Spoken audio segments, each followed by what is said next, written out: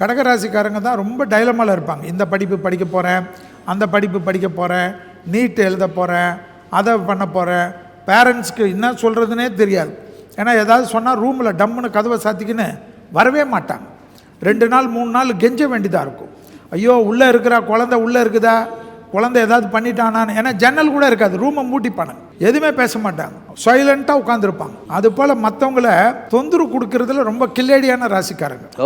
அதனால தான் இந்த கடகத்துக்கு இந்த டைம் நீங்கள் தொந்தரவு கொடுக்க மாட்டீங்க. உங்களுக்கு எல்லாருக்கும் நல்லது பண்ணக்கூடிய அற்புதமான நேரம். டக்கு டக்குன்னு முடிவு எடுப்பீங்க. ப்ரமோஷன் தடை போயிடும், உத்தியோக தடை போயிடும், தொழில் தடை போயிடும், வியாபார தடை போயிடும். ஏற்கனவே ரொம்ப நாளுக்கு முன்னாடி ஒரு 2 வருஷமா 3 வருஷமா தேகாரக்கியத்தில் பிரச்சனையா இருந்த கடகராசிக்காரங்களுக்கு அதெல்லாம் நிவர்த்தி ஏற்படும். ஆக்டிவா இருப்பாங்க. நிறைய டிராவல் பண்ணக்கூடிய ராசியில கடகம் வரும். ஆச்சரியத்தக்க அளவுக்கு முன்னேற்றம் ஏற்படும். அதிகமாக பாஸ்போர்ட், விசா, ஃபாரின் விசாலாம் ரினியூவல் பண்ணி வச்சுக்கிறது கடகத்துக்கு ரொம்ப நல்லா இருக்கும். பணத்தட்டுப்பாடு தீரும். அதே சமயம் கடகம் பெற்றோர் பெரியோருடைய தேகாரக்கத்தை கொஞ்சம் கவனமா பார்த்துக்கணும். திருவண்ணாமலை அண்ணாமலையாரை கும்பிட கும்பிட கடகத்துக்கு இந்த தமிழ் வருடம் பெரிய மாற்றத்தையும் பெரிய சந்தோஷத்தையும் கொடுக்கும். கண்டிப்பாக வீடு, நிலம், வாசல், முதலீடுகள், நிலத்துல மண்ணுல எல்லாம் அதிகமா இன்வெஸ்ட் பண்ணக்கூடியது யாருன்னு பார்த்தா கடகராசிக்காரங்க இருப்பாங்க. அதே போல தைரியமாக தனிப்பட்ட தொழில் தொடங்கலாம் நினைச்சீங்கன்னா யோசிக்கவே யோசிக்காதீங்க. அஷ்டமியில ஆரம்பிச்சா கூட நீங்க நல்லா வருவீங்க. இனி வீட்லயே பானிபூரி செய்யலாம்